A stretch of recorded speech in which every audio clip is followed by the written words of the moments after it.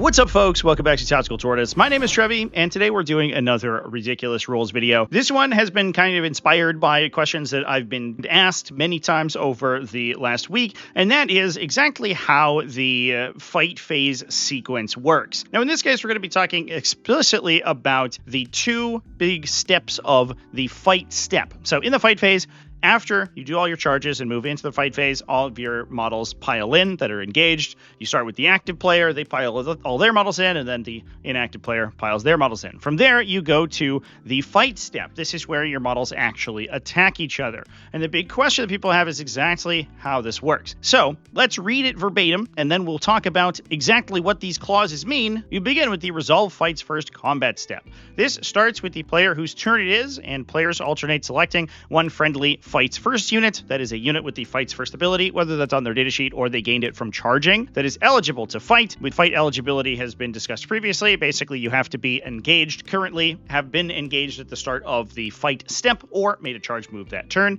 You are then selected to fight, and you target all your attacks, and you make all your attacks. We've talked at length about attacks elsewhere in this channel, so I'm sure you can be able to find exactly where those rules are. If this is not possible, and there are no fight phase units that are eligible to fight, you move on to the remaining combat step. Otherwise, the other player selects their next unit. From there, you go to the resolve remaining combat step, which says, starting with the player who just moved the sequence to this step, players alternate selecting one friendly unit that is eligible to fight. That unit is selected to fight. If this is not possible, and if there are no units that are eligible to fight, the fight phase ends. Otherwise, the other player selects their next unit. So essentially, during the fight phase, both players are going to be taking turns. Starting with the player who goes first, who begins that whole sequence, you go back and forth, passing what I'll call priority. Each time a player gains priority during the fight first combat step, the first step of the sequence, they look at the entire board and they try to find one of two things. First of all, whether there are any fights first units that are eligible to fight from either player's army. It doesn't have to be their own. Secondly, whether they have any fights first units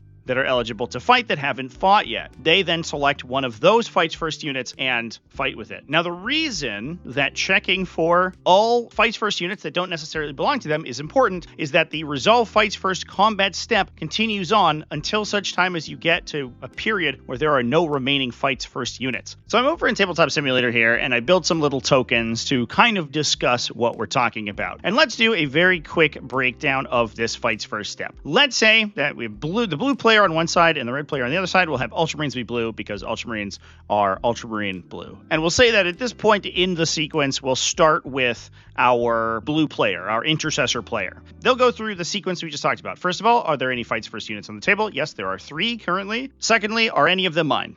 The answer is yes. So these guys will be selected to fight. They will fight and make their attacks, and then that will be done. From there, priority passes over to the other player, the Tyranid player. The Tyranid player asks themselves 2 questions. Are there any fights first units that haven't fought yet on the table? The answer is yes, there's 2. They're the Tyranid players, so they'll select one to fight. Let's say that they select this unit here to fight, and they resolve all their attacks. From there, the priority passes back to the Ultramarine player. So the Ultramarine player looks around the table. They say, are there any fights first units that haven't yet fought? The answer is yes, there are these Gene Stealers. The second question they ask themselves is, are any of those units mine? The answer is no, because in this case, the Redemptor Dreadnought was charged or engaged during pile-in or whatever, and is currently fighting during the remaining combat step.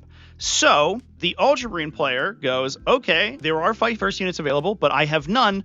I will pass priority back to the Tyranid player. The Tyranid player then goes, okay, I'll ask myself the same question. There are fights first units. Those fight first units are mine. I'm going to select one to fight and resolve their attacks. Now, at this point, this is where people a lot of times get confused because this is the stage transition where we move from the resolve fights first combat step down to resolve remaining combats. And the big question that people have is who selects the next unit to fight? The reason for this is that this rule is not worded very well. You would think that because the Tyranid player who activated these Gene Stealers is the player who has moved the sequence from fights first to remaining combat by activating the final fights first unit and causing there to be no remaining fights first units to be selectable to fight, meaning that the Tyranid player would select the next unit. However, that is not in fact the case.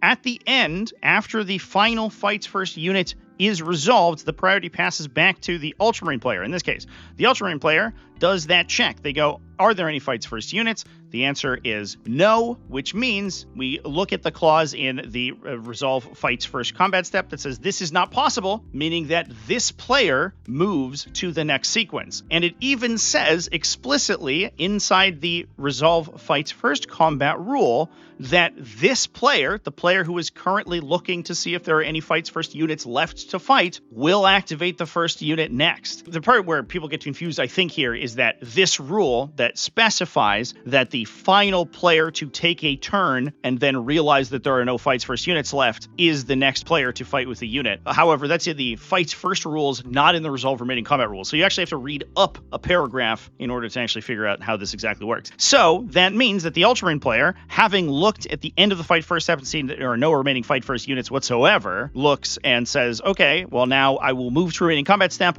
I will look for one of my units that's eligible. We see that the Redemptor Dreadnought here is eligible to fight, and so they are going to be selected to fight during the remaining combat step. That is a convoluted way to say that when you transition from the fight's first step to the remaining combat step, the opponent of the last player to have fought with a unit is going to be the one that chooses a unit next. I guess the easier way to say that is that if you're the final person to fight with a fight first unit, the opponent then selects the next unit, essentially. Then obviously there could be cases where they have no more eligible units, so in remaining combats you just move on over and fight with the other player's unit, but that priority passes to their opponent first, whoever didn't fight with the final unit during the fight's first step. We'll just go through one last example to make sure that this is sinking in. We'll stay at this point. It's the Tyranid player's turn, and the Tyranid player has just charged with a bunch of units. They have a bunch of fight first units. There's a bunch of remaining combat units on the battlefield, and I've tagged them all as such.